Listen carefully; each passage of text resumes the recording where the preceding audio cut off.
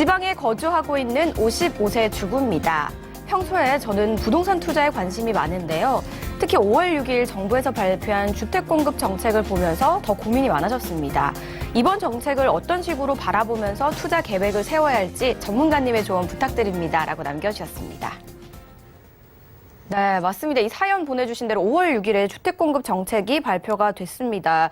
아무래도 이 정책이 시장에 어떤 영향을 미칠지 많은 분들이 궁금해하실 것 같은데요. 이 이야기와 함께 솔루션도 바로 내려보겠습니다, 이사님. 네, 여러 가지 코로나19로 우리 국민 여러분들 상당히 좀 어렵고 또 힘든 시기라고 생각이 되는데, 자, 이럴 때 또 정부에서 여러 가지 부동산 정책, 특히 규제 정책들을 좀 쏟아내고 있는 과정인데, 자, 오늘도 여러분들한테 투자 솔루션에 대한 부분 제시를 좀 해드리고 하겠는데, 자, 이 사연자분 일단 사례를 좀 보시면, 자, 지방에 거주를 하시는데, 자, 요번 5월 6일 날 이 주택 공급 기반 방안이라는 정책을 발표를 했습니다. 아무래도 이 주택 공급에 대한 부분이 상당히 좀 호재거리가 되지 않을까라는 분들도 좀 있겠습니다만, 자, 그래서 이런 정책에 따라서 투자 방향이라든가 투자 시기 이런 부분들이 좀 고민이 되시는데, 자, 이분 같은 경우 예산 한 10억에서 한 12억 가지고 좀 운영을 할 계획을 갖고 계신 분 같아요. 자, 그래서 이분에 대한 이 투자 솔루션 한번 제안을 해드리도록 하겠습니다. 자, 이 근본 5월 6일 날 이 수도권 이 주택 공급 기반 방안이라고 하는 정책을 발표를 했습니다.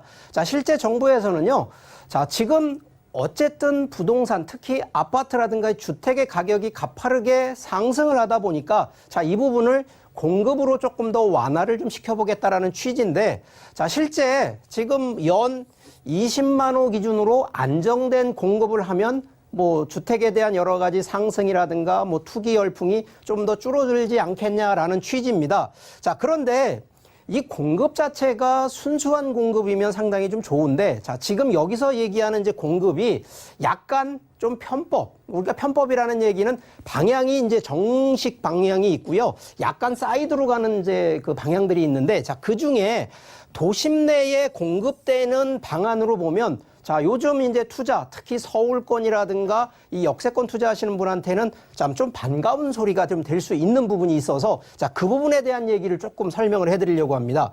자, 첫 번째가 이 공공성을 강화한 정비사업 활성화 방안을 좀 들 수가 있는데, 자, 이 중에서는요, 소규모 정비, 특히 가로주택 정비 사업하고요, 역세권 민간기업이라고 하는 바로 요 민간 사업에 대한 부분, 이 두 가지가 실제 이 소규모 투자하시는 분한테는 상당히 강점이다. 결국은 투자에 메리트가 있다라는 정책이고요. 자, 이 유휴공간 정비 및 재활용에 대한 이 방안에서는요, 준공업, 서울 지역 안에서도 준공업 지역이 있는데 이 안에 충분히 활용할 수 있는 부동산들, 특히 그래서 이 부분도 좀 공략을 해주시면 되고, 자, 여기에 하나가 더 있다면 역세권 안에 오피스 공실들 같은 상가라든가 이런 공실되는 걸 많은 거를 1인용으로 공공임대 쪽으로 좀 전환하겠다라는 이런 취지들이 좀 있습니다.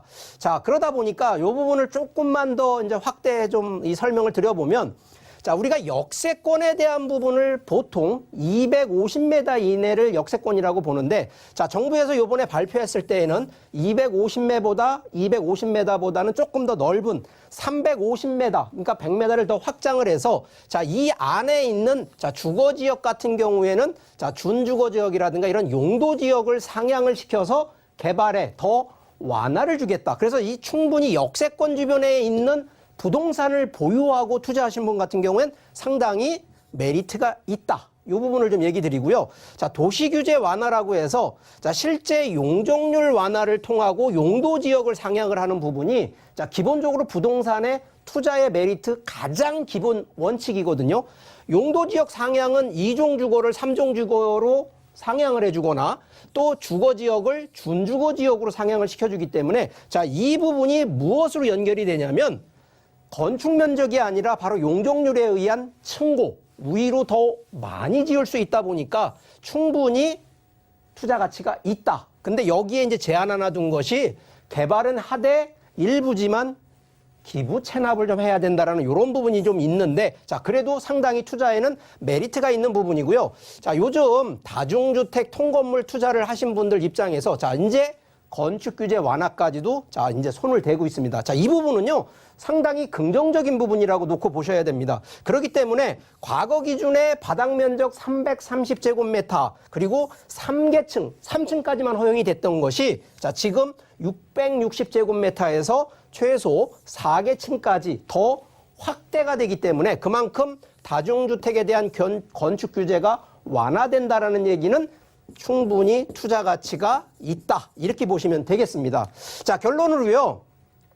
솔루션을 좀 제안을 하다 보면 이제 가장 큰 부분이 결국은 정책인데 그 정책 중에서도 자, 이 규제 정책인데 과연 이 부분을 첫 번째가 바로 세금입니다. 자, 세금 부담 요번에도 다행스러운 게 하나가 이 보유세가 원래는 이제 종부세 기준으로 보면 원래 올해 법이 딱 돼야 되는데 요게 내년으로 1년이지만 조금 더 유보가 됐기 때문에 그나마 뭐 공시지가 지금 상승이 돼가지고 뭐 종부세라든가 좀 세금이 많이 좀 더 내시는 분들 참 안타까운데 원래 올해 또 법이 개정이 돼서 세율이 더 올라갔다 그러면 아마 세금 폭탄 또 맞았는데 다행히 요게 이제 내년 2021년도 1년 좀 유예가 됐습니다. 그렇지만 그래도 부동산에 투자하실 때는 자, 절세되는 부분 꼭 검토를 해줘야 되고요. 자, 요거 규제 대상 지역인데 자, 이거는요. 요번에 또 하나 정책 5월 11일 날 또 하나 나왔죠. 자, 아파트 특히나 분양 기준으로 전매 제한. 자, 이게 이제는 수도권 기준으로 옛날에는 서울권 기준이었는데 지금은 이제 정부 기준 그 정책 기준으로 보면 바로 서울 인접해 있는 수도권뿐만 아니라 지방권까지도 전매 제한. 이제는 6개월이 아니라 준공시까지 봐야 되는 부분. 그러다 보니까 투자 지역을 서울시 기준으로 놓고 보는 것이 아니라 이제 전국 기준으로 가기 때문에 상당히 이 부분도 좀 더 심혈을 기울여야 되는데 자, 제가 볼 때 이제 틈새 시장을 놓고 보면 자, 지금 분명히 5월 6일 날 발표한 주택 공급 바로 이 기반 방안을 놓고 보면 틈새 시장은요. 바로 똘똘한 한 채. 그러면서도 서울권, 지방권보다는 서울권의 역세권 기준으로 들어가시는 바로 상품, 똘똘한 한 채 당연한 얘기지만 이 통건물 위주로 가시라는 좀 전략을 제안해드리고 자, 투자 시기는 지금 이게 자, 발표는 했습니다만 실제 보통 한 6개월 정도의 유효 기간이 있거든요. 자, 그럼 투자 타이밍은 지금부터 6개월 이내에 들어가시는 것이 정부 정책의 역세권 이런 활용 민간 기업들 개발 들어가는 부분은 보통 1년 이내에 보통 들어가기 때문에 타이밍상으로도 지금 들어가시는 게 맞다. 그리고 자금이 지금 한 10억대에서 한 12억, 15억대 정도 되니까 지금 정도에는 이런 틈새 상품으로 들어가시라는 결론을 좀 내드리니까 요런 좀 잘 보시고요. 정책 계속 변화가 됩니다. 자, 이럴 때 조심스러운 것이 아니라 오히려 더 적극적으로 검토하시는 바로 이런 전략 제안해드리도록 하겠습니다.